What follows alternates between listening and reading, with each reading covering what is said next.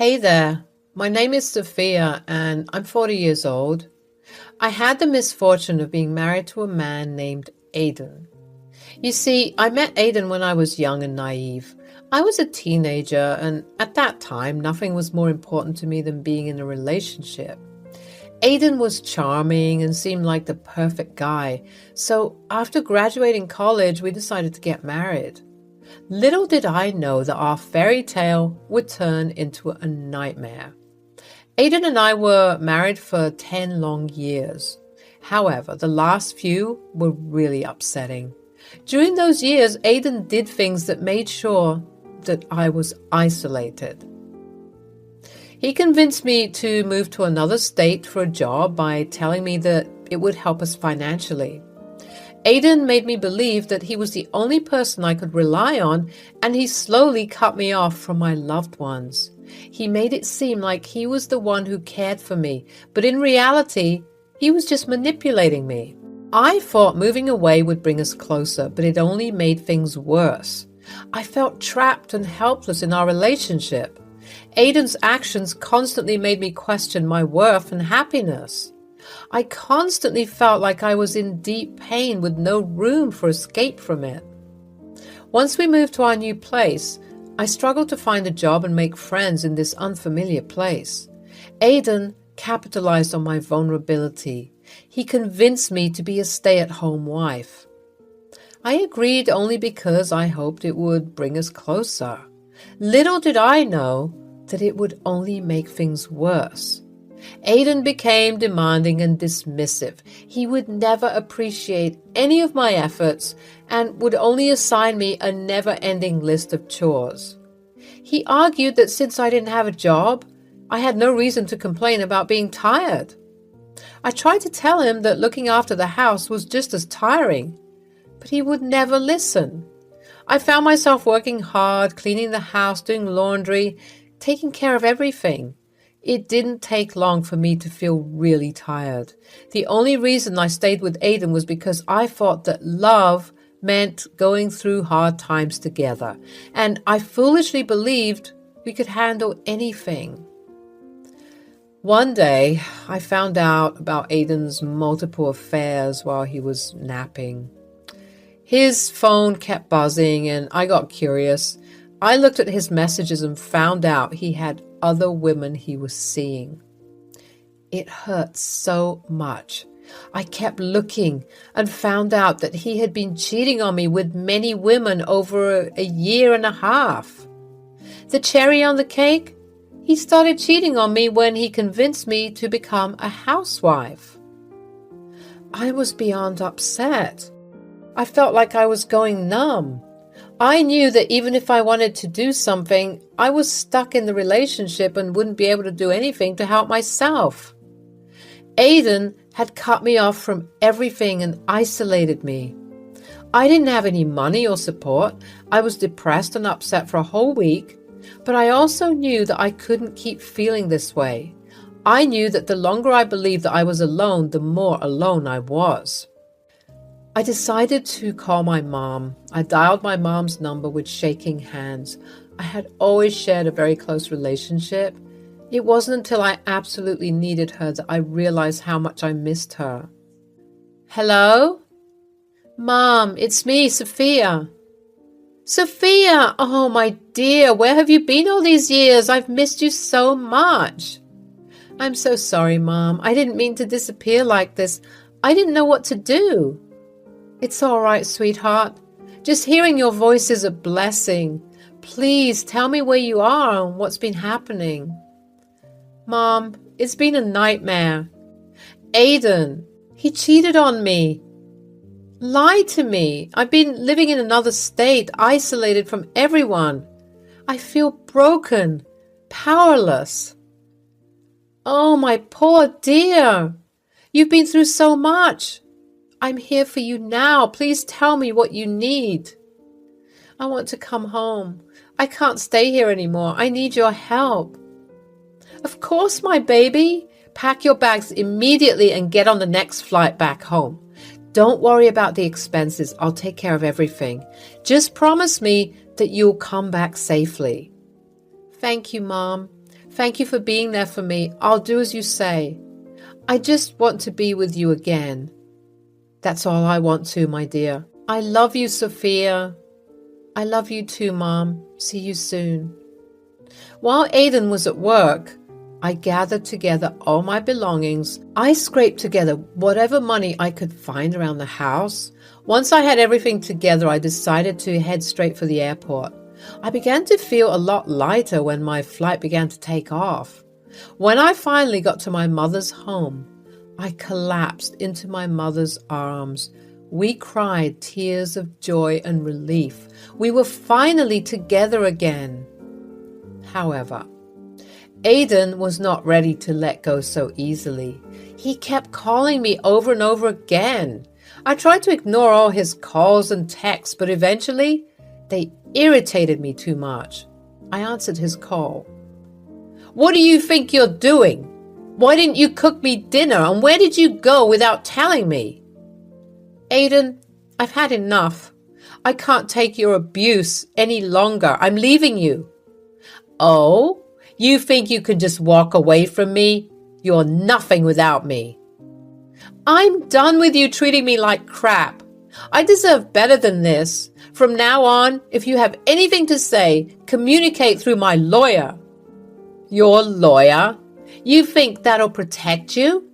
You come crawling back to me just like before. No, Aidan, I won't be coming back. You can't do this to me. You're mine. Wrong. I am my own person, and I won't allow you to control me any longer. I deserve respect and happiness, which you have denied me for far too long. You'll regret this, Sophia. You'll never find anyone better than me. I don't need someone like you in my life, Aidan. I'm strong, and I will rebuild my life without you. Goodbye. You'll see, Sophia. You'll regret leaving me. Better still, I'll find someone better than you. No, Aidan, I won't. Good luck and goodbye. After hanging up the phone, I felt so relieved. I finally stood up against Aidan's bad behavior and decided to leave. His angry words still hurt, but I felt strong and determined. I knew I deserved respect and a better life. I felt hopeful for the future. Then the divorce process started. Aidan fought hard to get everything in his favor, and it was exhausting for me. My mom told me to let go and move forward because it was taking a toll on me. In the end, Aidan got what he wanted, and it felt really unfair. My heart hurt from it all. Well, as they say, time heals all wounds. Slowly but surely, I began to be myself again. Thanks to my mom's connections, I managed to get a job. I also focused on rebuilding the relationships that Aidan had forced me to break. I even decided to try dating again. My friends would regularly set me up on blind dates, and I would happily indulge in them because they made me feel better. Although some of those dates were pretty good, none of them felt like they were the right fit. I'm not going to lie, but I also went on these dates because I finally felt ready to find myself another partner. I wanted to experience the highs of a relationship once again. At some point, casually going on these blind dates became less than casual. I started losing hope of ever finding a partner who truly understood me. But then, one day, my best friend Kiara came knocking at my door. She began telling me about this perfect man that she had found for me. She kept asking me to go on a date with him. She saw how apprehensive I was about it, so she told me that his name was Ian and that he was the CEO of a prominent tech firm in our city. Sophia, I have the perfect guy for you. Trust me, you'll love him. Kiara, I appreciate your efforts, but I've been on so many dates already. None of them worked out, and I'm losing hope. I know, but this one's different. I have a good feeling about him. Just give it one more try, please. I don't know. I'm tired of getting my hopes up only to be disappointed again. Please, you deserve to find happiness. Ian is an incredible guy, successful and caring. I wouldn't push you if I didn't believe in him. Just one more blind date, that's all I'm asking. Fine, Kiara. One more blind date, but if it doesn't work out, I'm done. Deal? Deal. Trust me, Sophia, this could be the one. You won't regret it. Thank you for giving him a chance. You deserve all the happiness in the world. I hope you're right. I didn't want to go on any more blind dates, but Kiara convinced me to try one last time with Ian. I didn't know it then, but that date changed everything. Ian was charming and funny, and we laughed a lot. It felt so easy and comfortable to be with him. Time flew and we spent 8 hours together. It was like magic. We kept going on more dates and got closer. I learned that Ian had a daughter named Lisa from his college days. She was really important to him, and I was okay with that. After a year of being together, Ian asked if I would meet his daughter. I was nervous but excited to meet Lisa. When we met, we instantly became best friends. We were like more than just stepmother and stepdaughter. We supported each other through everything. A few days after we met, Ian proposed to me and we got married 2 months later. Now for the exciting part, the revenge. One day, Lisa called us together, all excited to share some news. She told us about her engagement to a man she had been dating for a year. I was happy for her and wanted to see pictures of her fiancé. But as the images appeared before me, time seemed to stand still. I couldn't believe my eyes. It was Aidan, my ex-husband, staring back at me from the photographs. My heart sank and a gasp escaped my lips involuntarily. I excused myself from the room, needing a moment to collect my thoughts and regain my composure. When I returned, I knew I had to share the truth with Ian and Lisa. I couldn't let Aidan deceive another innocent person. With a mixture of courage and determination, I revealed the painful details of my past relationship with Aidan. Lisa, Ian, there's something important I need to tell you. It's about the man you're engaged to, Lisa. I know him. His name is Aidan, and he's my ex-husband. What? Aidan? Are you sure, Sophia? Yes, darling, I'm sure. I recognized him in the pictures Lisa showed us. I was married to him for 7 years, and I experienced firsthand the pain and abuse he inflicted on me. Oh my goodness, Sophia, I had no idea. What do you mean by abuse? He cheated on me with many women, and it completely broke my trust. He isolated me by cutting me off from my loved ones, and he convinced me to move away under the pretense of a better job opportunity. But I have proof, like pictures of messages and conversations that show what he did. I gathered all the evidence and kept it safe. If you want, I can show you the file with everything I've collected. Oh, good God, no, baby. I don't think we need to see proof of anything. The look of pain on your face right now is speaking volumes. Why didn't you tell me about all this earlier, though? I hate to think that you went through all of this alone. I'm sorry for not sharing this with you earlier, baby. It was a painful chapter of my life and I wanted to move on from it. But when I saw Aidan's face, I knew I couldn't let him hurt someone else. I had to protect Lisa from the same pain I endured. Thank you for being brave enough to share this with us. Lisa, you need to seriously consider what Sophia is saying. You can't ignore her experiences and the evidence she's presented. You're right, Ian. This changes everything. Sophia, I'm grateful to you for saving me from a terrible mistake. I can't thank you enough. Lisa, you deserve to be with someone who loves and respects you, someone who would never hurt you. Please take the time to think about what's best for your happiness. You did the right thing by speaking up, my love. We will handle this situation together, and we won't let Aidan continue to cause harm. thank you, both of you. It means a lot to have your support.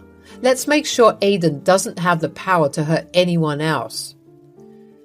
I felt so loved and supported by my new family. I also realized that revenge was within my grasp. I told her to put a halt in calling off the engagement.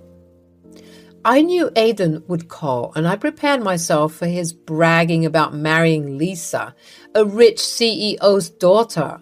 But I had a plan. I put the call on speakerphone with Lisa and Ian beside me.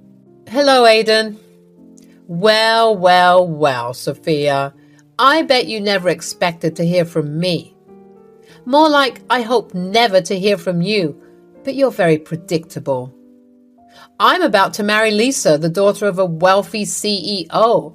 I won again, just like I did when we divorced. She's not like you. She's got money, and she's naive enough to fall for me. I won't make the same mistakes with her.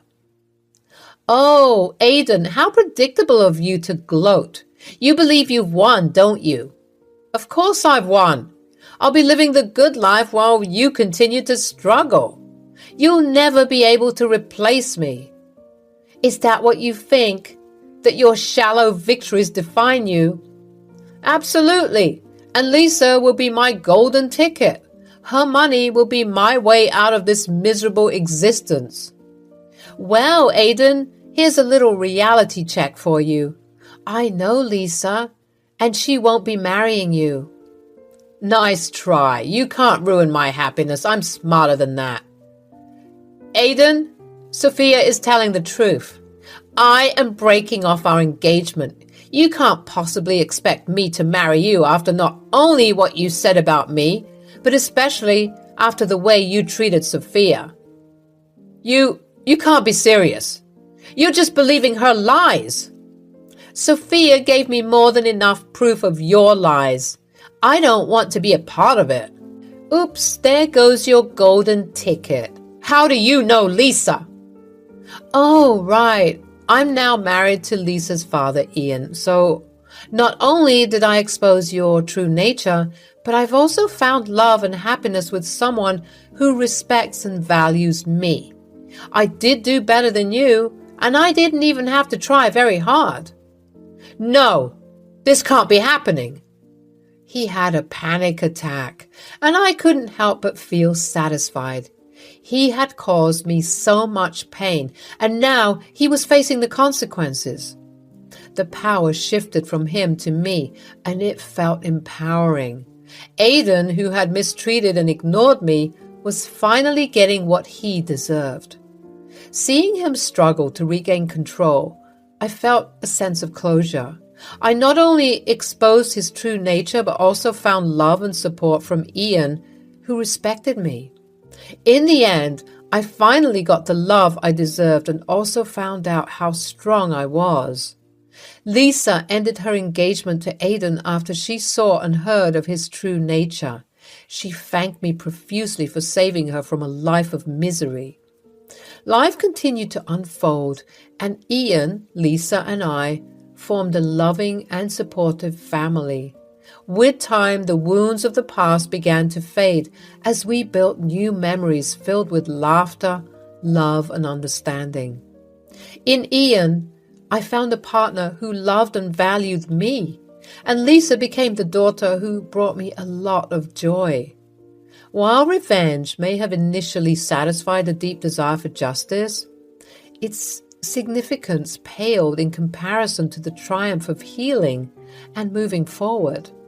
Regrets no longer burdened me as I had reclaimed my life and discovered a happiness that surpassed all expectations. Though the past held darkness, it ultimately led me to a new beginning, a life filled with love, compassion, and unwavering strength to overcome any challenge that comes my way.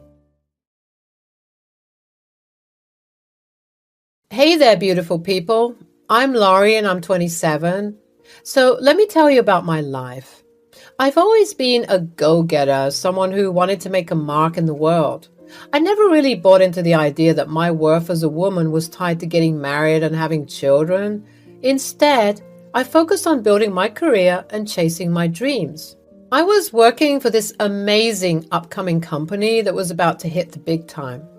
I loved my job and I was proud of what I had achieved. But there was one little problem. My husband, Damien. He seemed a bit insecure about my success. Maybe he felt like he was being overshadowed by my ambition. I knew he had some reservations, but I didn't think it was a big deal. After all, I believed he should deal with his insecurities on his own. We got married pretty quickly, and looking back, I regretted rushing into it. As time went on, I started to see Damien's true character. He was this flirtatious and overly friendly guy, and it made me uncomfortable. Even on our dates, he would stare at other women like he couldn't help himself. It was disheartening, and I couldn't ignore it any longer, so I decided to confront him about it. I mustered up the courage to talk to him about his behavior, but you know what he did? He played it off like it was no big deal. He acted like he wasn't objectifying and sexualizing these women right in front of me. Damien, can we talk for a moment? I need to address something that's been bothering me. Sure, what's up? Well, it's about how you stare at other women when we're out together. It makes me feel uncomfortable and disrespected.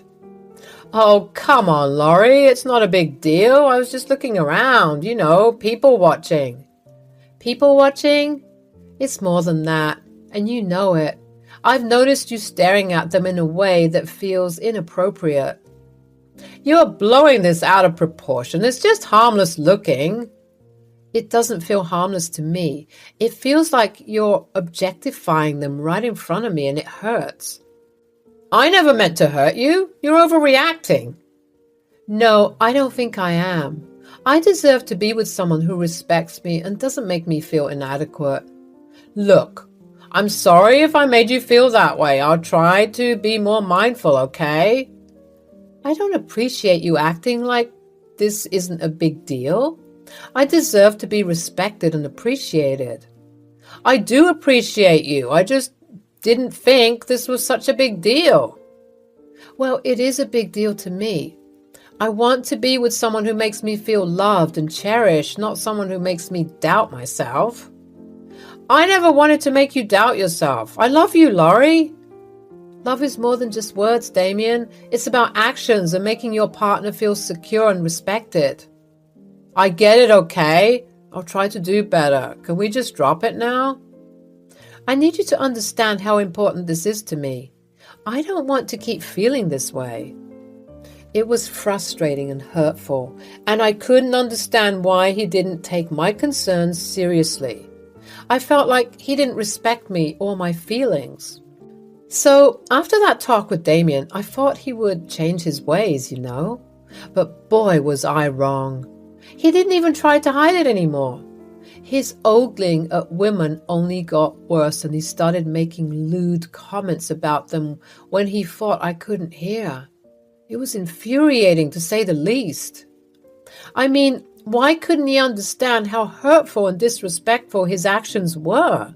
It's like he didn't care at all about my feelings. It got on my nerves so much that I was starting to question why I even stayed with him. One day, out of the blue, I got a text from a girl named Chantal. I didn't recognize the number, and I was a bit hesitant to respond. But curiosity got the better of me, so I decided to see what it was about. She revealed that she had been sleeping with Damien for the past 2 months, and I was devastated. I mean, I knew he was a flirt, but I never imagined he would go this far and cheat on me. Despite being upset, I decided to give Chantal a call to hear her side of the story. Turns out Damien had been lying to her, telling her that he wasn't married. Can you believe the nerve of this guy?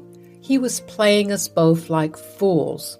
Before you think I did this intentionally, I want you to know I didn't know he was married at first. He lied to me, Laurie. He said he was single and that he wasn't involved with anyone. Of course he did. I should have known. I guess he's always been a liar and a cheater. I'm so sorry, Laurie. I had no idea. As soon as I found out, I broke things off with him. But I didn't tell him that I knew. I just felt so embarrassed and I didn't want to be involved in any of this.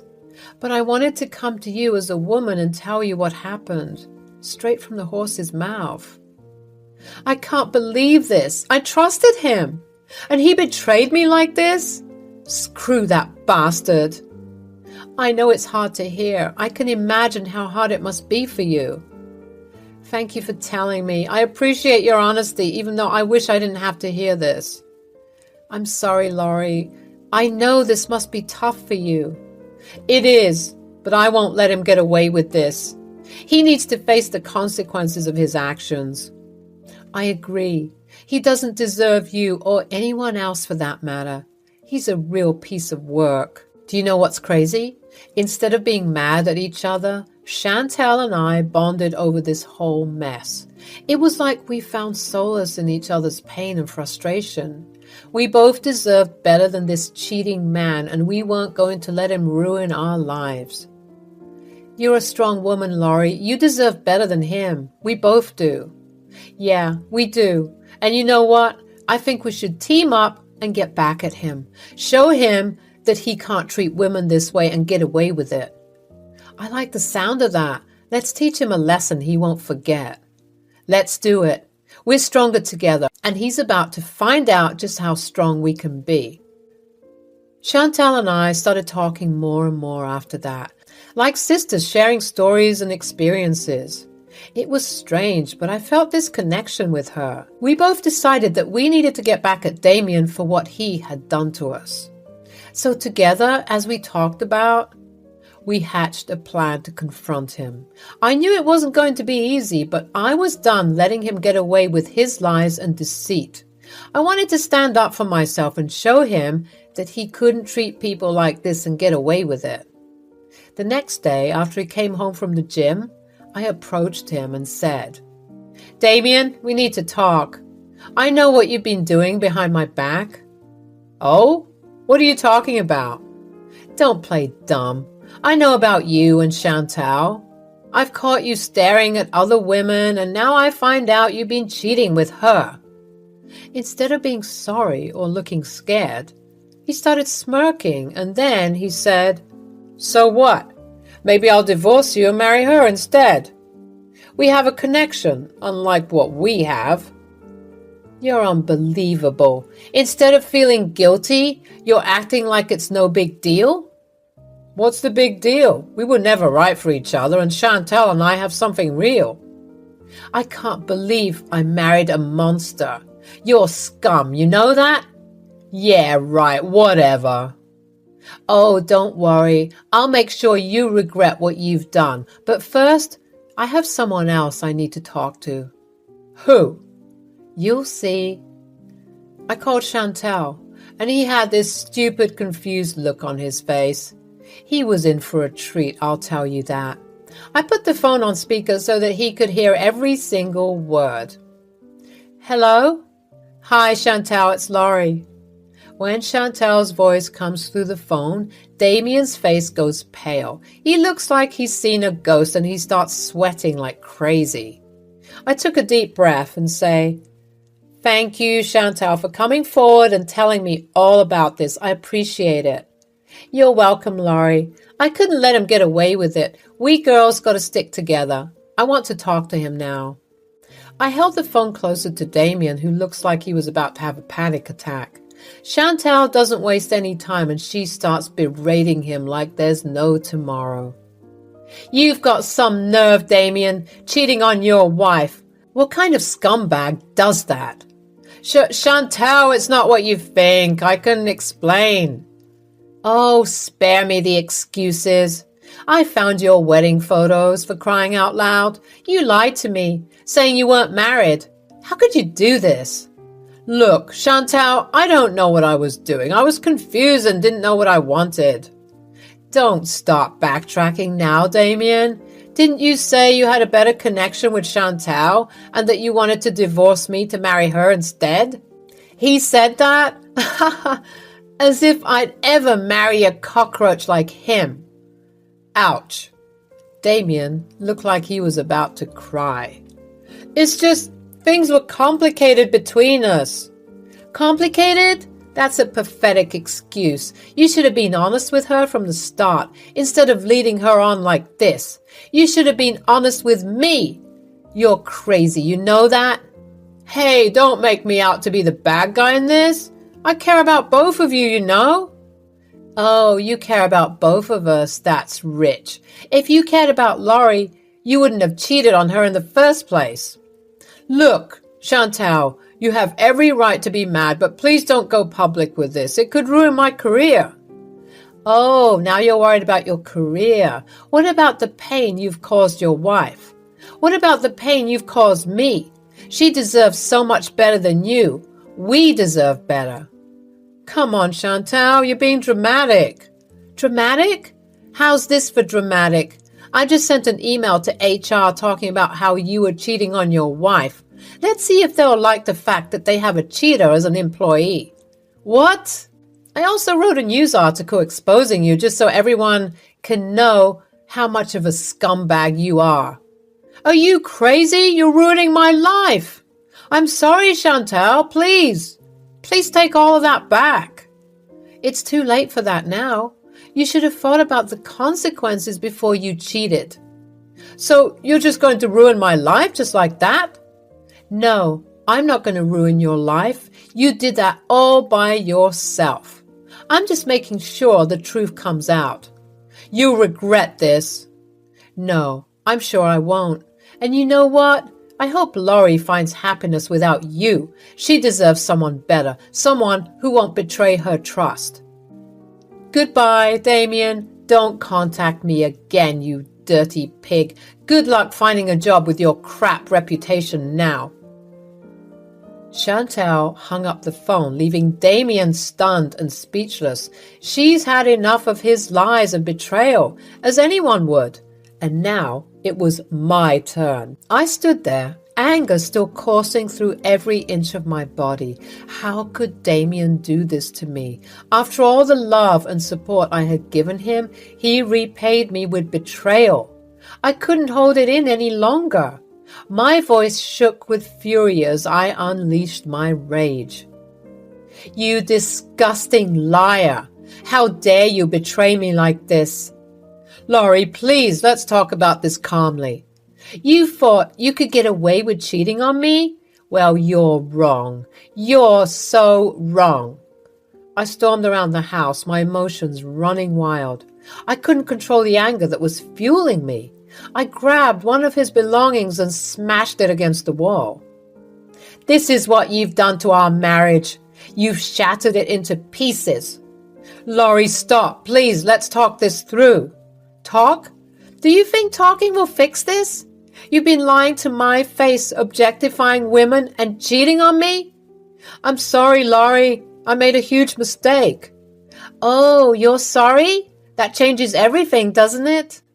I looked him straight in the eye, my anger boiling over. He had always been so charming, but now all I saw was deceit.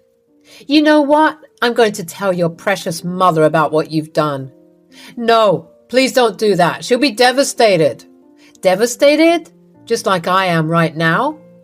Damien fell to his knees, his facade crumbling. He was realizing the gravity of his actions and the consequences he was facing. Laurie, I'm so sorry. I'll do anything to make this right. You should have thought about that before you decided to cheat on me. I could see the fear in his eyes grow as he realized just how quickly his life was falling apart, and there wasn't a better feeling I felt at that moment.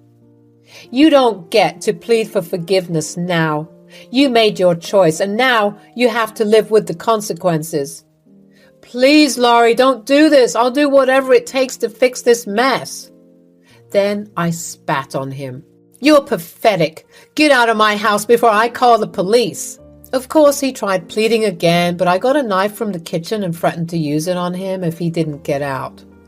After Damien finally left, I locked the door behind him, not wanting him to come back and disrupt my life any further. I was so done with his lies and manipulations. Unfortunately, he was still causing a ruckus on my lawn.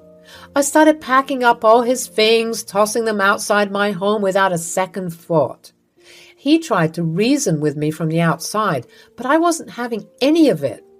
The neighbors were looking around, probably wondering what the commotion was all about.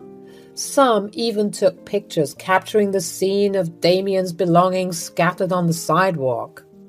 He angrily told them to mind their own business, but it was too late. He looked like a crazy person, and it was clear to everyone that he had done something horrible to deserve this treatment. Months passed, and the divorce was finally being finalized. I hadn't seen Damien since the day I kicked him out, and to be honest, I didn't care to.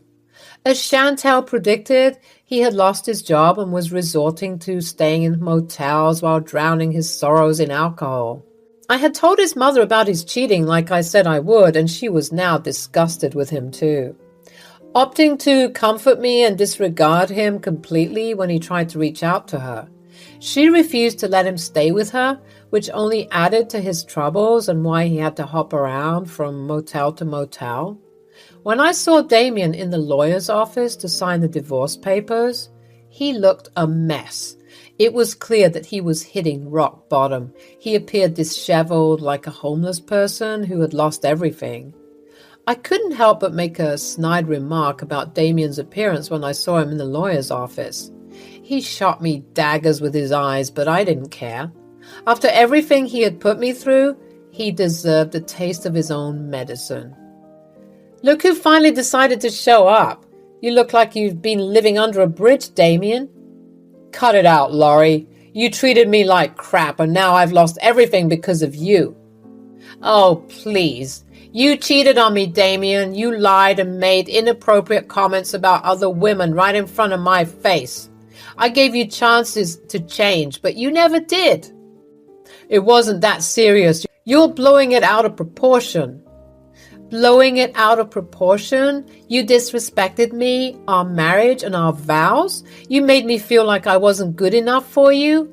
I had every right to be upset. Laurie, I've been struggling to find a job after that damn article. It's all over the internet, and it's ruining my reputation. Well, maybe you should have thought about that before you cheated on your wife and got involved with Chantal. Actions have consequences, Damien.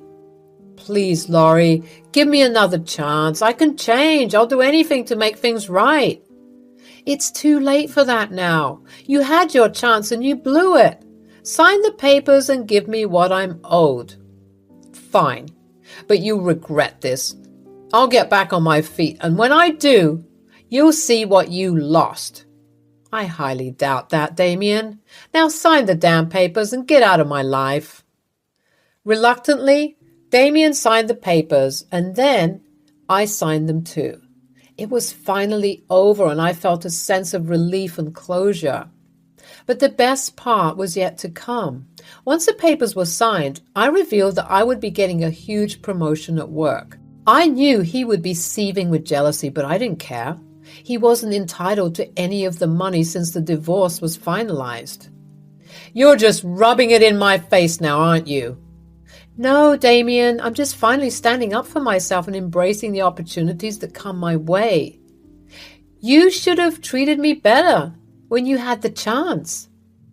As he started crying, I couldn't help but feel a sense of satisfaction.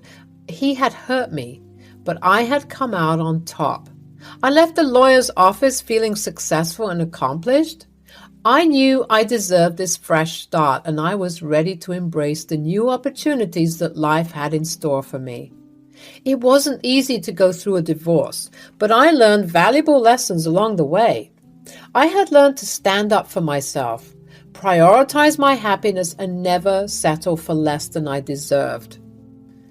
Get out of my life, Damien, and don't bother trying to come back. You made your bed, now lie in it.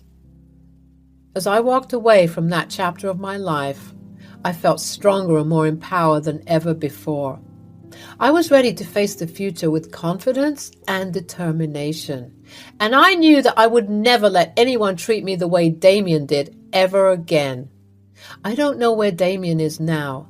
The last I heard of him, he was working as a manager in a bowling alley, as well as working odd jobs here and there.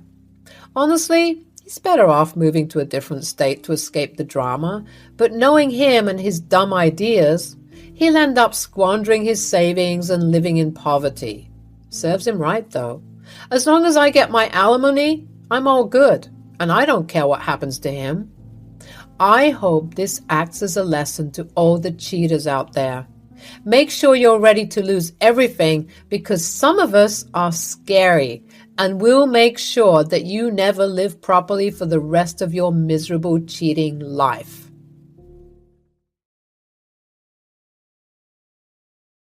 Hello guys, my name's Claire and this is my story. Unfortunately, my piece is about the obnoxious in-laws and husband that I have. I'm still in the process of getting a divorce, but thought of sharing the story with you. If you are constantly getting berated by your in-laws for no reason, this story will give you some nice ideas. Me and my husband, Zane, met through a dating site. I was in college back then and only 19 years old. Zane was 25 and had a pretty stable job for himself. Despite the age difference, me and Zane fell in love with each other. I'm not someone who judges people for their age or appearance. So Zane's age never became a problem for me. Zane did have a lot of issues with the age difference. He kept saying, "Why are you with me, Claire? I just don't understand. I'm so much older than you. You can do much better and get guys your age, you know." "Yes, I can get boys my age, but I don't want them. You are the one I fell in love with. I don't care if you're older than me." There has to be other reasons, Claire.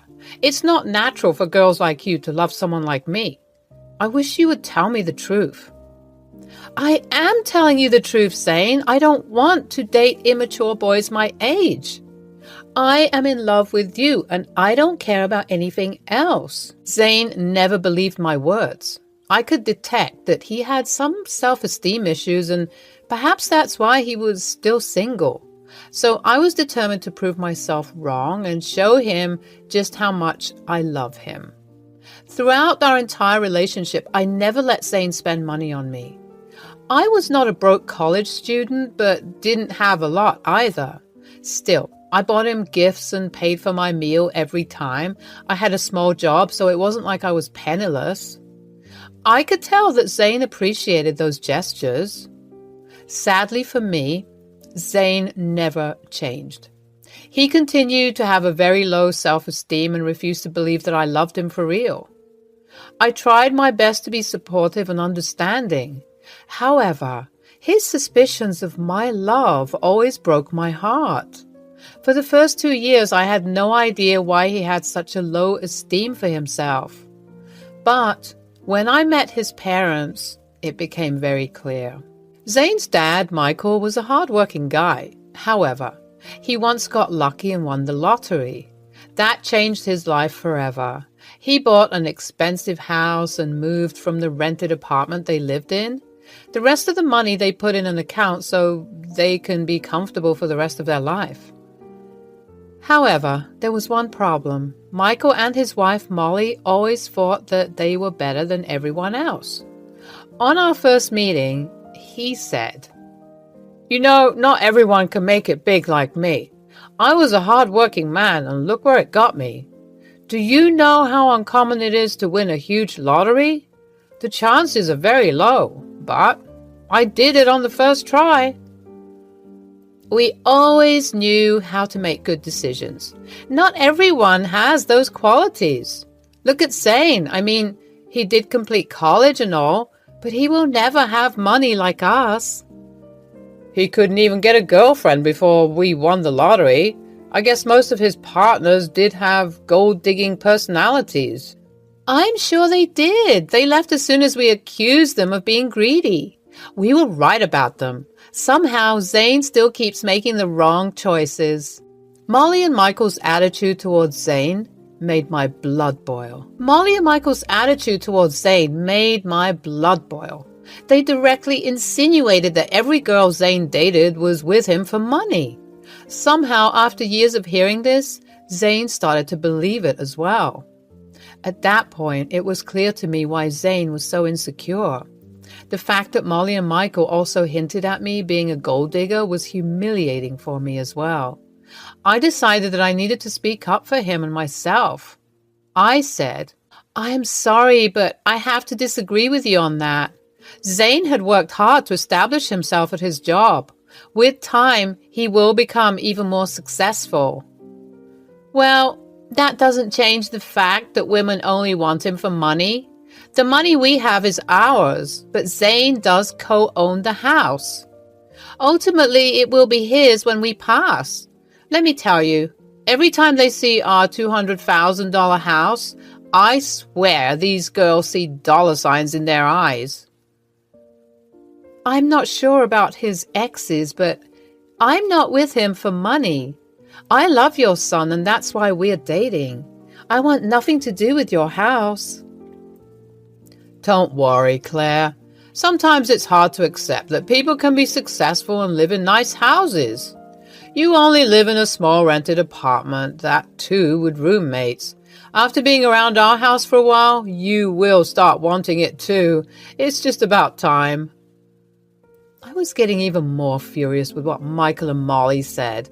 To be honest, I was ready to burst from anger. Zane noticed and heard everything but didn't talk back. He didn't even defend himself. Instead, he simply steered the conversation in another direction. I was a little shocked by his nonchalance, so when we were going home, I decided to confront him. I said, "Zane, your parents are very mean people. They keep insulting both you and me. Why didn't you speak up?" "What did you want me to say, Claire? I'm not sure they are off the mark. Women in the past have used me to try and get some money from my parents. Mostly, they made elaborate plans with the house and how it would be all ours when my parents passed away. Even if they were gold diggers doesn't mean I am one too. You said nothing when your family insulted me as well." "You know that my family is now well off, so there is a possibility that they're right about everything. I'm not saying you had bad intentions for sure, but I can see why it looks weird. You don't even have parents, so you have to rely on my inheritance alone." "What you are insisting is bizarre, Zane. I have never made you spend money on me. And even if I don't have an inheritance, that doesn't mean you can call me a gold digger." Zane still refused to acknowledge my words. He kept saying that he loves me and it doesn't matter why I'm with him. While most people would be satisfied with this, I wasn't. I didn't want him to think so badly of me. I tried to talk to him and make him understand. I even suggested therapy because I knew he needed it. However, he said there was nothing wrong with him, so I gave up. However, I distanced myself from his family. Years passed and we got engaged right after I graduated from college. I was working a decent job that didn't pay a lot, but well enough. I started to save so that I could contribute money towards our wedding. We split the wedding costs 50-50 and got married when I was 22. However, the next 3 years of my life were hell. Zane constantly went over to his parents' place and then came home in a sour mood. I knew that Michael and Molly were still making fun of him and calling me a gold digger. I tried to convince Zane to go low contact. I knew they were poisoning him against me. But Zane never listened to me.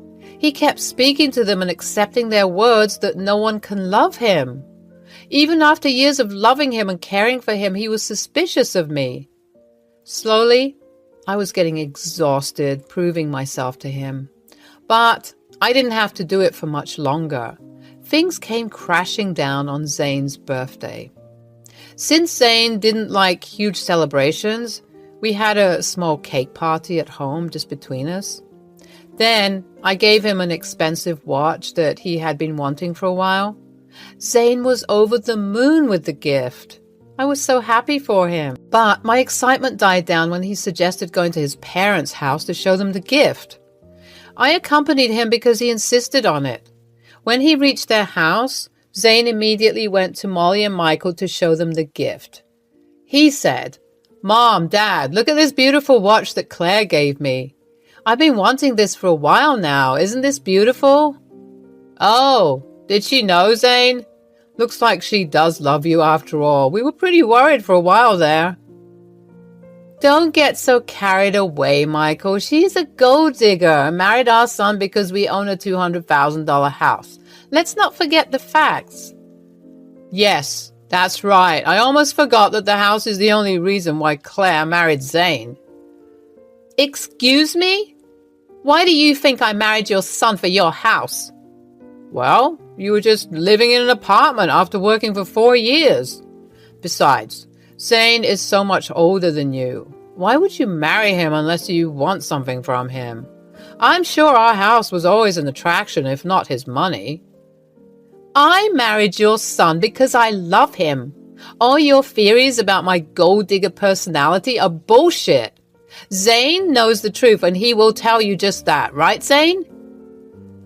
Well, to my utter astonishment, Zane never said a word. I was already starting to feel weirded out by the fact that my in-laws thought I was a gold digger, but Zane's reaction, or lack of reaction, was extremely shocking for me. He kept his head down and refused to look at me. I decided to press him a little. Honestly, I couldn't believe he wasn't protesting for me. I said, "Zane, why are you not saying anything? Your parents always thought I was a gold digger. How will they know the real me if you don't tell them? Why are you quiet? Tell them they're wrong." I don't know what you want me to say, Claire. I don't know if my parents are off the mark. There might be a possibility that you are after this house." "Are you serious right now? Zane, even you think I married you for your assets?" "He's not wrong to think like that. It is very suspicious that you never tried to buy a house. You don't even talk to him about buying a house. For someone who rents a place, buying a house should have been your priority." "Yeah, it is your priority, but you decided not to work for a house. You saw that our house is an expensive one. You can't afford to buy a place like ours even if you try. So you decided to just marry Zane and settle here." That does make more sense to me. I mean, why will you marry me anyway, Claire? You might have feelings for me, but I think there's more to that than just love. I had no words to say after this. All my love for Zane was devalued into nothing. At the end of the day, my in-laws and even my husband considered me a gold digger. My in-laws' reaction didn't bother me as much as Zane's response. I was devastated. So on the spot, I made a decision. I wanted to file for divorce. I didn't tell them about my decision. I simply waited for the perfect time. So after me and Zane went to our place, I called a lawyer and told him that I wanted to file for divorce. He assured me that the papers would be ready within a week. I also decided to stay in a separate room for the time being. Zane didn't say anything because he thought I was letting off steam. He had no idea what was coming. When the divorce papers finally arrived at my parents' house, I packed my bags and left. When Zane called me in panic, I told him to come to an address and to bring my in-laws. I gave him the address since he had never been to my parents' house. He was confused, but agreed. When they arrived, I was waiting for them on the porch. They looked pretty dumbstruck by the house. I said, "You must be wondering why I brought you here. It's a beautiful house, isn't it?" "Beautiful? No one can even compare their house to this. God, this must cost in millions. This is a mansion." "That's right. It costs around $2 million in today's market. Pretty expensive, but worth the money. There is furniture too, with an added value of millions." "What is this place, Claire? I don't know why you have access to such a house." "Why don't you guys come in so that we can talk? I can't tell you everything on my porch." "What do you mean by your porch?" I ignored them and walked inside. They followed and were even more impressed by what they saw inside. Truly, the owners of the house spared no expense. When they sat down, I said, "I have come to a decision. That's why you're here. I filed for divorce. Here are the papers. We can agree to an uncontested divorce if you want. What? I don't understand. Why did you file for a divorce? Because you and your parents think I'm a gold digger. You guys think I'm after your house, right? I can tell you that's not true, but you won't listen. So I will spare you guys from my gold-digging self and divorce Zane. That will make everyone happy. You're considering divorce just because my parents told the truth? You're being ridiculous. Yes, it's not like we said something wrong. Why do you need to do these theatrics? I think this is a good thing. Zane, if she's so insistent, you should sign the papers. At least then you'll find someone who loves you. Why did you bring us to this house? Do you want me to buy you this as part of our divorce settlement? Why would I buy this house, Zane? This house is already mine. The shock and disbelief on everyone's face was like a balm to my soul. They looked at me like I was joking. Zane and his family was very unconvinced. He said, "How the hell can you afford a house like this? You stay on rent and don't have a good enough job to afford this. Don't lie to us." I'm not lying, Zane. Remember how I told you that my parents left me some inheritance? Well, this is the house I talked about. It's under a trust now, but I will get the house once I turn 30. I don't work a good job because I have a trust fund waiting for me. That's impossible. Your parents died way back. There's no way they didn't let you get the house sooner. Well, you see, my parents were well aware of the leeches that I might attract. So they told me never to mention the house or trust fund to anyone. Call it experience, but they knew someone could exploit me. So they left everything to trust to keep it safe until I was 30. That way I would be well settled with someone who I know won't benefit from my inheritance. Oh my God, Claire! You should have told us that you're rich. We had no idea.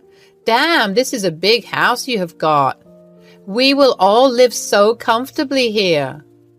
Yeah, you should have told me that sooner. We thought you were after our house. We could have avoided all the misunderstanding. I knew that Claire was perfect for Zane, see? I have been telling you that she is a great woman. Look how rich she is. Zane really found a great match. Hearing this, I laughed. They changed their stance about me so fast it made my head spin. What's more bizarre was that they soon forgot that I filed for divorce. I took out the divorce papers and gave my signature. Then I said, "As I was saying, here is my signature to an uncontested divorce. You can just sign these to make it easy. If you want to fight, we can take this up to court. I won't live with you anymore." Claire, listen to me. There's no need to rush this. You've already established that you're not a gold digger. Yeah, there's no reason to get a divorce anymore. We'll even apologize for any misunderstanding. That will make it better, won't it? Yes, Michael is right. We are sorry, Claire. We doubted you for no reason. I don't want your fake apologies. Zane, for 2 years you let your family berate me and call me a gold digger. I expected you to at least stand up for me. But no, you just agree with them and call me a gold digger as well. I don't want to stay with someone who doesn't even respect his wife. I'm done with you. We can do this the easy way or get the courts involved. The choice is yours. Zane, Molly, and Michael did their best to change my mind. They kept begging and pleading with me to forget the past. In their mind, what they did was just a simple misunderstanding. Not once did they seem remorseful that they dragged my name through the dirt. Their audacity had my blood boiling. When I finally had enough, I told them to get out before I called the police. My anger scared them off, so they left. In the next few weeks, Zane and my in-laws kept harassing me every day. They begged and pleaded and even offered me bribes to stay. These stupid people thought I would change my mind for money. This notion just showed me that they still thought I was after money. That made me even more enraged. The fun fact is, since Zane co-owned their house with the in-laws, I was also entitled to half of his share. That made them so desperate for reconciliation. I was firm in my decision to split. I moved all my things into my parents' house to live there. I would be alone, and even though I didn't have the ownership yet, I knew that I could stay there anyway. Zane and the in-laws kept reaching out to me until I got a new number entirely. I didn't want them spamming me from unknown numbers. Zane did come to my work to talk, however. The security who was informed about the situation asked him to leave. Zane still hasn't signed the papers, hoping to change my mind. It's been almost a year since I filed for divorce. I only have to go through another year or less before the courts deem it appropriate for us to get divorced. It will happen even if Zane doesn't want to stay. So far, I'm doing pretty well for myself. Since being alone, I've become quite happy and have more money to spend on myself. I'm going out on dates, but not considering anything serious. I heard from a cousin of Zane's that he and my in-laws are dreading buying me out of my entitled share of the house. Apparently, the lawyer fees were adding up and they didn't have much in savings. The cousin believes that they would have to sell the house to bring the money. Zane is also pushing for a sale because he is mad at his parents for ruining his life. I simply don't care anymore and just want to be free from that family. Hey there, I'm Rob and I'm 45 years old. Recently, I got caught up in some drama with my ex-wife and how she has been treating our daughter, and honestly, I had no clue about it. Let me rewind all the way back to how it all began about 20 years ago. Time sure flies.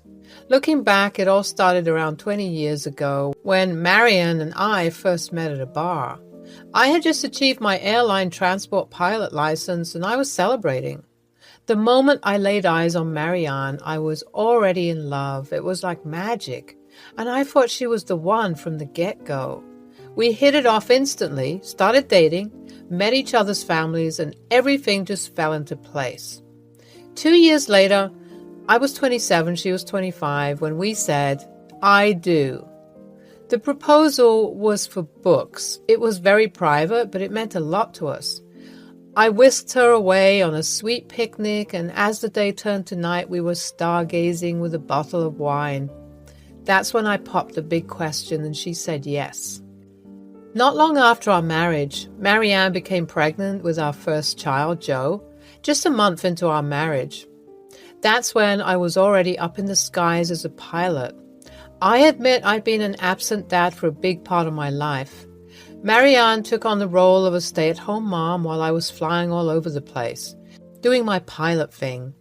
Before we got married, flying was something Marianne and I enjoyed together. However, as our family grew, circumstances changed and my absence became more pronounced. My flying schedule limited the time we could spend together, and I regret not being more present during those crucial moments of Joe's upbringing.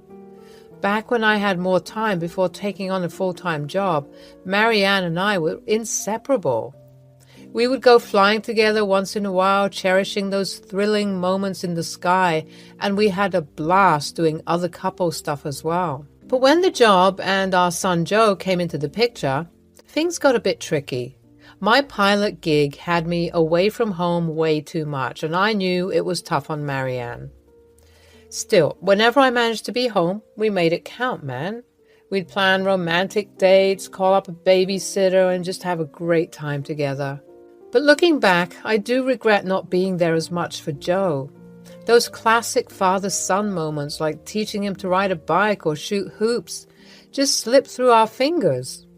Joe was into football, and even attending his football games became a rarity due to my busy work schedule. It seriously bummed him out because football meant a lot to him. But then the heavens smiled upon us and little Dorothea, or Dottie, entered our lives. However, during that time, I could see that Marianne wasn't doing so well emotionally, and I totally understood why. I mean, she was practically a one-woman show raising the kids while I was out flying all over the place. While she was just a tiny tot, I lucked out and managed to switch to part-time work, which gave me more time to spend with Marianne and the kids. Marianne and I patched things up. and it felt like we were reliving our wild 20s all over again. It was a frickin' happy time. During those part-time work years, I soaked up every moment with Dottie, and it was awesome.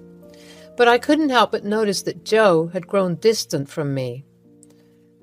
I chalked it up to the typical teenage hormones and didn't dwell on it too much. Then came the time when I needed to go back to full-time work, mainly because I was the sole earner in the family. With the kids getting older, I wanted to support them, especially Joe, who would be heading to college soon. I felt a strong urge to compensate for the times I couldn't be there for him, and one way I thought of doing that was by helping out with his college tuition. Little did I know that this time, when I left for work, things wouldn't be the same when I got back home.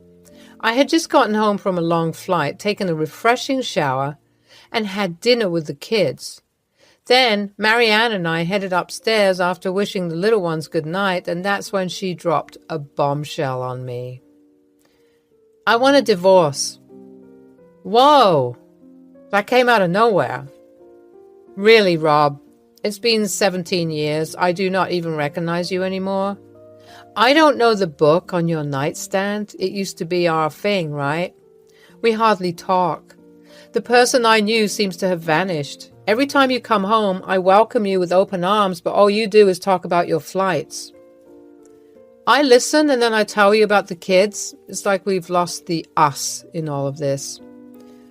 I feel like I'm just a bored housewife now. If it's all in my head, tell me now. Tell me if I'm wrong. No, you're not wrong. I've let things slip, and I'm sorry for not being the person I promised to be. It's not your fault, but I can't keep holding back anymore. I haven't found someone new, but I won't lie. I thought about it. I've been trying to keep things together for the sake of the kids, but I can't do it anymore.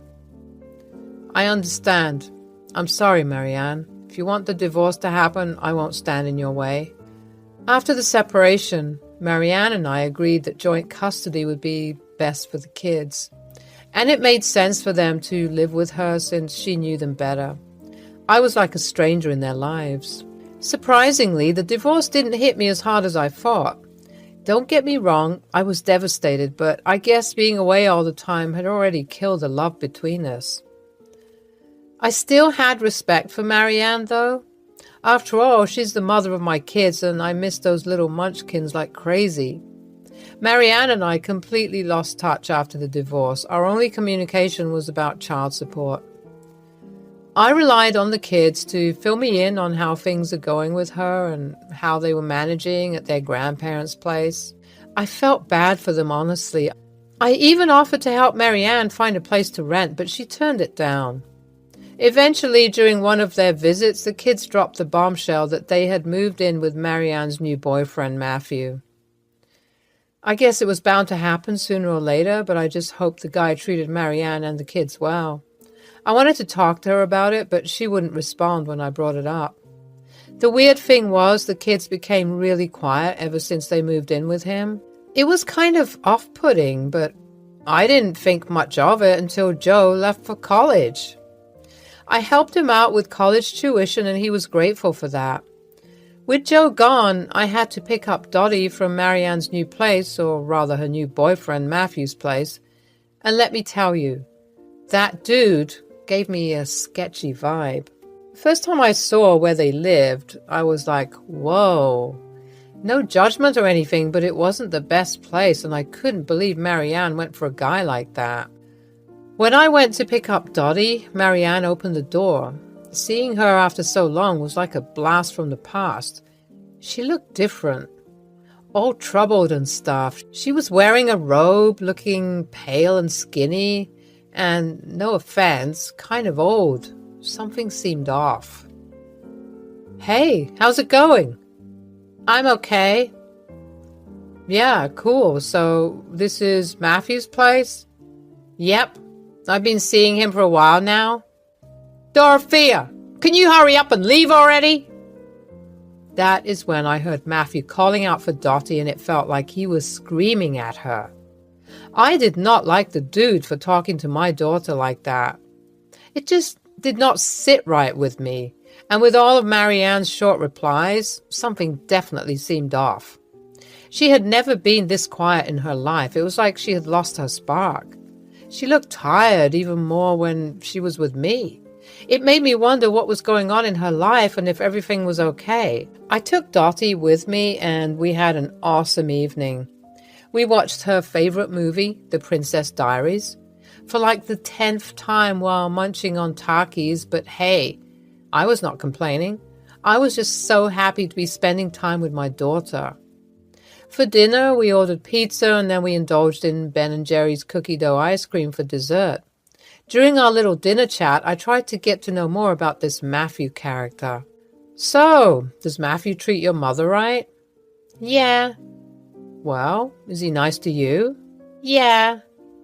That's good, kiddo. You know, you can always tell me if you have any problems. Your daddy's always here to protect you no matter what. Okay, Dad. Then I asked her about school. How's school going?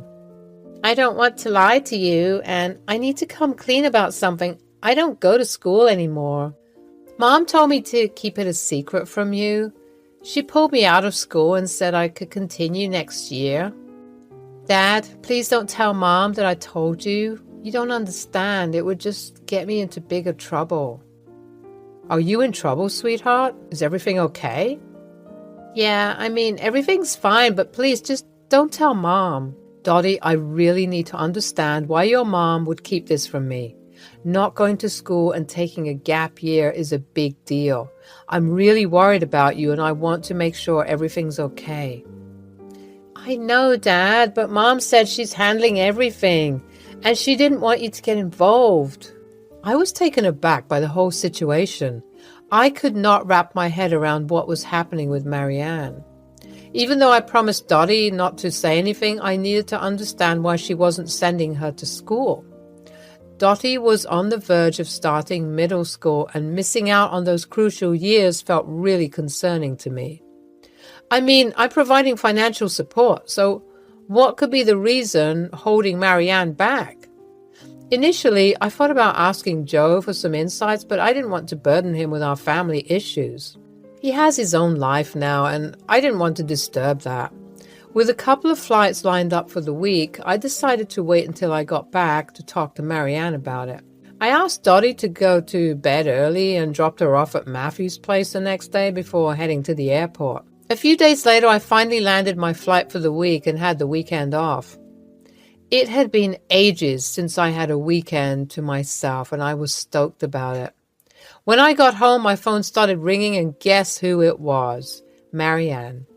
But when I picked up, it was Dottie on the line. Hey, Dad. Hey, baby girl, what's up? Is everything fine?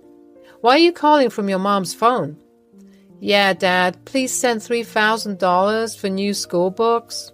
Wait a minute, didn't we talk about school yesterday? You told me Mom pulled you out of school. Marianne took over the phone. Dorothea needs money for some new books. It's $3,000. I knew Marianne wasn't sending Dottie to school. Feeling exhausted and frustrated, the fact that Marianne would hide something like this from me and then lie to my face made me snap. I couldn't hold back my anger any longer. What's the money really for, Marianne? I've been sending you child support all this time, and now I find out Dottie isn't even going to school? What's happening here? Where is all the money going? Oh my God, I'm just going to talk to you later. And then she just hung up the phone on me. I kept calling, but no one answered. It was way too late at night, and I was dead tired. I still had to pick up Dottie for the weekend, though, so I decided to tackle the conversation the next day. I couldn't help but feel mad and suspicious, though. What on earth was Marianne hiding from me? I only wanted what was best for my daughter's education, and it was bugging me big time. Wondering where all the money I had been sending her had gone. It was around 1 in the morning when the phone started ringing. I picked it up, and to my surprise, it was Dottie. She was crying, and I immediately got worried. What had happened to make her so upset? Dad, can you come pick me up, please? Are you okay? What is going on? Where's your mom? Where's Matthew? Mom doesn't know I'm talking to you. She's probably sleeping in her bedroom with Matthew right now. Just be here and call me when you're outside. Don't worry, I'm coming. I could sense the fear and distress in Dottie's voice, and my heart sank. I told her to stay put, and I dashed out to pick her up, my mind racing with all sorts of worries about what was happening. I drove like a maniac to their place, not wasting any time. I called Dottie, and she tiptoed out the door like a ninja. This meant that Marianne had no idea that I was here. I gave Dottie a big hug as soon as she got into my car, and we didn't talk at all during the drive back home. Once we got home, I got her settled on the couch and told her to make herself comfortable. I grabbed her a glass of water, trying to ease the nerves and worry that she must have been feeling. Sweetie, you've got to be honest with me if you want me to help you out here. Okay, Dad. When Mom and Matthew found out that I told you about them pulling me out of school, they went ballistic. Mom started chucking stuff at me. What? She threw things at you? Yeah, it was like a crazy storm in there. And Matthew was yelling at me, saying all these awful things, like I'm worthless and should just disappear. What? Your mom has completely lost it. Mom said we're having some money problems and things are going downhill fast at home. What do you mean, sweetheart? We've been scraping by, Dad. It's been rough. We're having cereal for dinner. How long has this been going on for? Joe never mentioned any of this to me. Since Joe left for college. I couldn't believe what my daughter was telling me at first. It was just so hard to wrap my head around the idea that Marianne, I knew, who had always been a good mom, could do something like this. Joe never complained about her, and yeah, she could be strict, but never abusive.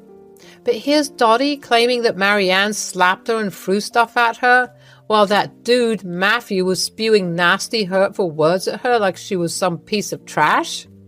My blood was boiling with anger and worry for my little girl.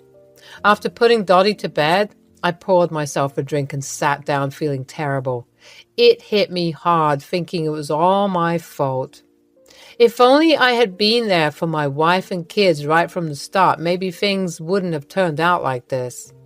Marianne had apparently gone off the rails, and now my kids were suffering because of it.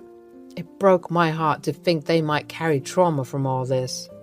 Hearing what Dottie went through that day made me wonder what else Joe had kept hidden from me. I had so many questions swirling in my head. Why was Marianne acting like this? What caused her to change into someone unrecognizable? Had my absence turned Marianne into a monster? The next day, I asked Dorothea to stay home and headed over to Marianne and Matthew's place. I was so furious that I feared I might actually punch that guy for what he said to my daughter. I knocked on their door, and Matthew answered. We were expecting you. Where did you take Dorothea? She's my daughter, and it's none of your business where she is. Where's Marianne? I stepped inside the house. Marianne was there, sitting on the couch, sobbing uncontrollably. I was so puzzled, I just needed the truth at this point. Oh my God, just start talking, Marianne. Why have you been behaving this way? You laid a hand on our daughter. Where has all the money been going? And you, Matthew? I've heard stuff about you too. How dare you? Marianne had known me for a long time, and she knew I didn't lose my temper easily, but when I did, it wasn't any good for anyone. Rob, I'm so sorry. I messed up big time. You see, Matthew's in serious debt and he owes a lot of money to someone. Initially, we used to take a chunk out of the child support checks you sent to pay off the debt collectors. But recently, they've been breathing down our necks, demanding the full amount, so we had no choice but to send it all to them. And I love Matthew. I was just trying to protect him. That's why I made Dottie take a gap year. You didn't care about our daughter, did you? All you cared about was protecting Matthew, someone who clearly doesn't deserve any of it. You put him above your own child, and for what? Do you realize what you've done? I'm sorry. You know, Matthew, I've tried to give you the benefit of the doubt, but I can't ignore the truth any longer. You're nothing but a loser. You're a grown man living off my child support money, and for what? What do you even do all day? I'm working on some things, all right? Working on what? Scamming people and leeching off my ex-wife? Is that your grand plan? Look, it's not as simple as you think. It's pretty simple, actually. You're a deadbeat, living off someone else's hard work. You can't even provide for yourself, let alone Marianne. And Marianne, you will be hearing from my lawyer soon. When I got back home, I knew I had to dig deep and find out if Joe was holding anything back. I hadn't been the perfect dad, but now it was my chance to step up and be there for them. I could tell my kids felt let down by their mom's actions, so I had a heart-to-heart with Joe. Marianne had been nagging him verbally, but at least he didn't face any physical abuse.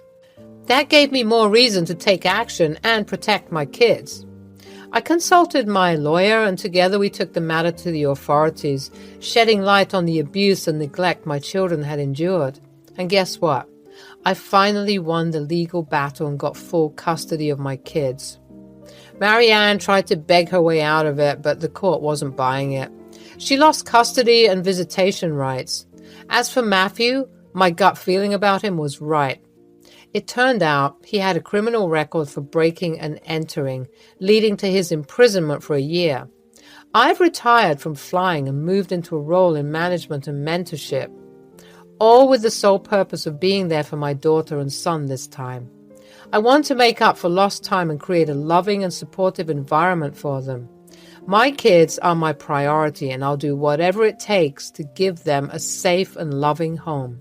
I want them to know that they can count on their dad, and I'll never let them down again. We got a long road to heal, but I'm going to be the best dad I can be. Hello, my name's Bianca, mother of 2 children and an ardent social worker. I currently live with my mother in Ohio. I run a small organization that provides to terminally ill children, whether it's taking them to an amusement park or a museum. I try to make their days a little less scary. My mother takes care of my children. They're going to a new school. I know these new adjustments bring a lot of new changes, but we are managing quite well. My life wasn't entirely like this. I was terribly heartbroken, and the healing took its time. It took me years to come out of the fact that I was betrayed multiple times by the same person. I met my ex-husband, Victor, when I was on a girls' trip to Rome, Italy. We were clubbing late at night when this random man approached me. Bella Serrata, isn't it? See, it's a beautiful night. Do you come here often? No, actually, it's my first time in Italy. I wanted to experience the nightlife, and I must say, it doesn't disappoint. Well, you've chosen the right place. Roma is known for its vibrant energy. So what brings you here, business or pleasure? Well, I would say a mix of curiosity and wanderlust, I suppose. I've always been fascinated by Italian culture and history. And what about you, Bianca? Are you a regular in this scene? I enjoy going out occasionally. It's a great way to unwind after a long day. But tonight, I'm celebrating a friend's birthday. How about you? Are you here alone? Yes, solo traveler exploring the world. I find it liberating to discover new places on my own terms. Well, you seem to be doing just fine. Rome has a way of capturing hearts, whether you're alone or with company. So it seems. But I have to admit, meeting someone as lovely as you adds an extra touch of magic to the experience. You're quite the charmer, Victor. I appreciate the compliment. So tell me, what else have you discovered during your time in Rome? Oh, where do I start? The Colosseum, Vatican City, the Sistine Chapel. I've been soaking in history, the art, and the cuisine. Every corner of this city has a story to tell. You're absolutely right. It's a city filled with treasures and tales. If you have time, I'd be more than happy to show you some hidden gems that tourists often miss. I'd be honored, Bianca. Exploring Rome with a local would be a dream come true. We clink glasses together, sealing our new connection amidst the vibrant ambience of the club. He then proposed a friendly dance. The music was wild and I was young and flattered, so I agreed to his proposal. We danced away like crazy as if we didn't care less about the world. We were a couple of drinks down. He was really attractive back then, and attractive people can bring a lot of baggage. As the vibrant music filled the air and the club in Italy pulsed with energy and life, it was a night like any other, and I found myself dancing and enjoying the moment, surrounded by the rhythm and excitement that coursed through the crowd. Little did I know that this evening would be the beginning of a captivating and unexpected journey. It was as if the world around us faded into the background, leaving only the two of us in that electrifying moment. We moved together in perfect harmony, our bodies swaying to the rhythm of the music. The chemistry between us was palpable, growing with each twirl and dip on the dance floor. It felt as though time stood still, and in that enchanted bubble, we were the only ones that mattered. But just as our connection intensified, a woman appeared out of nowhere, clinging to Victor. Panic flashed across his face, and he glanced at me with a mix of confusion and worry. In that split second, I saw the uncertainty in his eyes and my heart skipped a beat. Who is she? Who are you? Oh, please, ladies, relax. Let me introduce you to. This is my friend, Bianca. Bianca, meet Louise. She's my tour guide. She's been taking care of me. Thank you, Victor. That was really kind of you. But, baby, we must head back. You know we have to get up early morning. Baby? Victor, just give us a moment, Bianca. We have to talk about tomorrow's schedule. I still have a few days left to be here, so I planned an elaborate tour guide just for myself. I'll come back to you. Stay still. Don't you dare go anywhere. He held me by the waist and planted a kiss on my cheek. As I watched their interaction unfold, I felt a wave of emotions crash over me. Doubt and insecurity threatened to overshadow the joy and attraction I had felt just moments ago. Who was this woman? And what did her sudden appearance mean for the budding connection between Victor and me? I mean, I get it, she was the tour guide, but which tour guide calls you baby? I was really done with this shit. I looked for my friends who were hanging by the pool. They were all really buzzed except Emily. She was always the sober one in the group. She got up and approached me. I dropped myself on the comfy beanbag that was placed next to the pool. So, how was it? Well, let's just say it was an interesting experience. Victor turned out to be quite the Casanova. What? No way. He seemed like such a genuine guy when he approached you at the club. What happened? At first, everything was perfect. He was charming, attentive, and full of stories about his travels. Then, we went for a bit of dancing. It was going so well, you won't believe how I was swooning at his moves and so on. But then a girl comes out of nowhere and clings to his shirt, calling him baby and stuff like that. Ouch! The worst kind then. He didn't look like he was fazed at all by it. He excused himself and started chatting with her instead. I stood there for 7 minutes, then it started to feel embarrassing, so I left. Oh no, Bianca, I'm so sorry. That must have been disappointing and hurtful. Did you not feel like confronting him? I did, but I couldn't muster the courage to do so. He was attractive. I was just another pawn in his game, LOL. And here I thought chivalry still exists. My friends and I decided to leave the club. It was getting late and there was no point dilly-dallying any longer.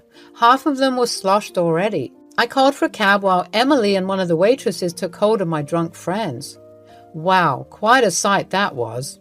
We reached our hotel, and after putting all my friends in our respective rooms, Emily and I decided to take another martini before going to bed. The reception was busy, so I had to go fetch the drinks. We also had some pizza ordered along with some Italian cioccola. I was almost forgetting about the guy I encountered at the party until I reached into my pockets. I found a note. It was written, "If whatever magic we had back there was true, then meet me tomorrow afternoon in front of the statue that depicts the birth of Rome. Oh my God. Emily, look. When did he slide this in? Gosh, that creep. How clique. Such a stereotypical Casanova move. Charming young man planting a lover's note in the naive girl's pocket. Jeez, I'm too drunk for this shit. Oh, hush, Emily. You're ruining its charm. I bet he did that when he planted that kiss on my cheek. That was kind of smooth. Not gonna lie. Please tell me you're not considering actually meeting him, are you? I mean, I don't mind giving him a second chance. These second chances are the worst. I never really trusted them. There was this guy back in Florida I used to really like, but he turned out to be a total douchebag as well. But my heart was a mess. I wanted him so bad, I gave him a second chance. Guess what, Bianca? It got messier. Jeez, girl, relax. I promised that this would be a harmless second chance. Now help me break the riddle. I was supposed to meet him in front of the Capitoline Wolf, one of the greatest symbols of Rome. From the moment our eyes met in the bustling streets of Rome, Victor and I embarked on a journey that would forever change our lives. The magic of the city infused our hearts, and love bloomed amidst the cobblestone streets and ancient ruins. As our relationship deepened, we discovered a profound connection that went beyond mere attraction. We shared dreams, hopes, and ambitions, supporting each other through the triumphs and trials of life. With time, our love grew stronger, and we knew we were meant to build a future together. We celebrated each other's successes and lifted each other up. Vicky was my biggest cheerleader, always pushing me to chase my dreams and encouraging me to believe in my own strength. Likewise, I stood by Vicky's side, supporting his endeavors and providing a safe harbor when life's storms raged around us. Together we explored the world with wide-eyed wonder. We embarked on countless adventures, embracing the joy of discovering new places and cultures. Whether we were strolling through ancient streets, gazing at breathtaking landscapes, or simply enjoying the simple moments of togetherness, every experience was enriched by our love for one another. I was head over heels for Victor. He was my type of guy. My type of red flag, that is. Baby, I was looking through some venues. You want to check it with me? Just a second. The noodles are on the stove. I was living with Victor at the time. He had a cozy house back in Michigan. He was the one who invited me to stay with him. Ran a small business, something to do with travel and tourism.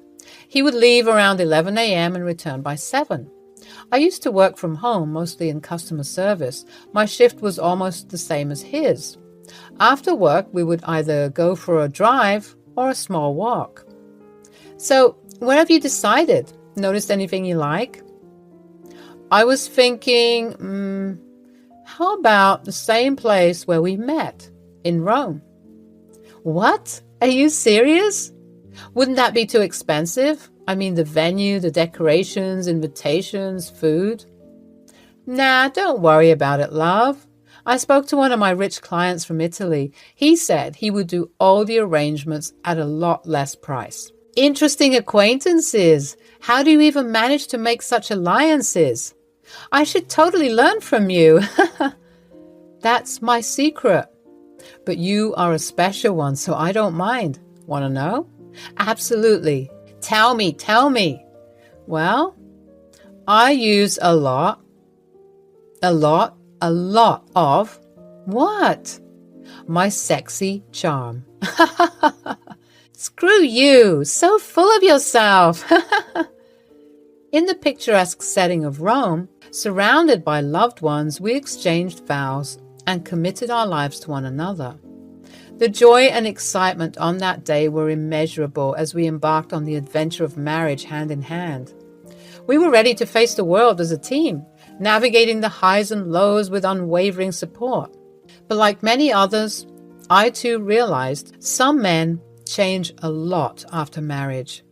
Maybe the spark of romanticism fades and we fall into a cycle of monotony and ambiguity. A few years things were going all right. We had our regular work and free time. Victor grew busier. He would take me to parties and clubbing, but sometimes he would go alone with his friends. After I got pregnant with our first child, things started to change for the worse. Victor would be a bit neglectful towards me. I mean, sometimes he would be the sweetest person and I would melt. He probably started to think I got bored or something because I don't go out with him to fancy parties and crowded pubs anymore. Babe, is something the matter? I feel like you're really upset about something and not telling me. Why do you ask? It's the vibe I'm catching. You usually aren't this quiet. I mean, you are the definition of an extrovert. Right. Please, babe, tell me. You will feel a whole lot lighter, and you only said that communication should be our greatest mantra. Yeah, I know. I do want to know one thing. You are still you, right? What do you mean, I'm still me? I don't understand. What did I do to turn you off? I think the baby thingy could have waited. Maybe if we would have given us a bit more time. What the hell do you mean by that? It's been 2 years. I know, but I miss the old us. We used to hang out and go on small travels and adventurous dates. Remember our trip to Africa, babe? The wildest of experiences. Ah, how I long to go back amongst the serene wildlife and sweet forest liqueur. Then why don't you? What? Is a pregnant wife making her husband feel trapped? Oh, babe, why are you making it sound like that? Did I say that? You just twisted my entire explanation. Jesus. I was just saying that we could have waited a little more before getting into parenthood. So, is it my fault, babe? You wanted a baby, remember? We were on a date when you pointed at a child saying you wanted one of those. Then I laughed, and you got all pouty because I wasn't taking you seriously. His phone rang. He excused himself, saying it was his mother, and went to the other room. I sat there in silence. What just happened? Did we just fight? This was our very first argument. In the following years, we became parents of 2 beautiful girls.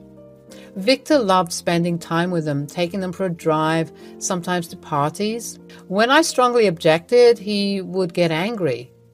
He also didn't like too much crying and whining. He would always excuse himself if his daughters were having a tantrum. He just wanted the cream of the hard work, not the hard work itself. I shifted my job from home to an office space. I was getting paid more.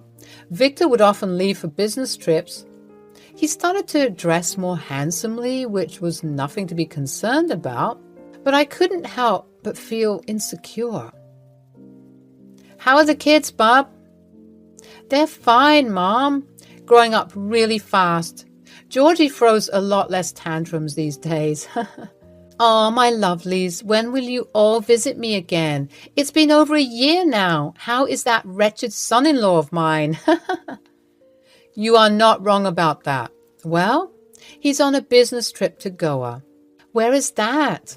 Sounds like something Caribbean. Nope, it's a part of India. Oh, damn, I always wanted to visit that place with your dad. If only he didn't reach his expiration date.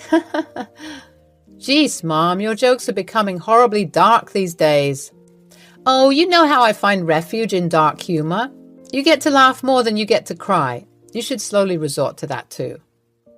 As the days passed by, I couldn't help but notice a change in Victor, my so-called loving husband. His once warm and trusting demeanor had given way to suspicion and unease.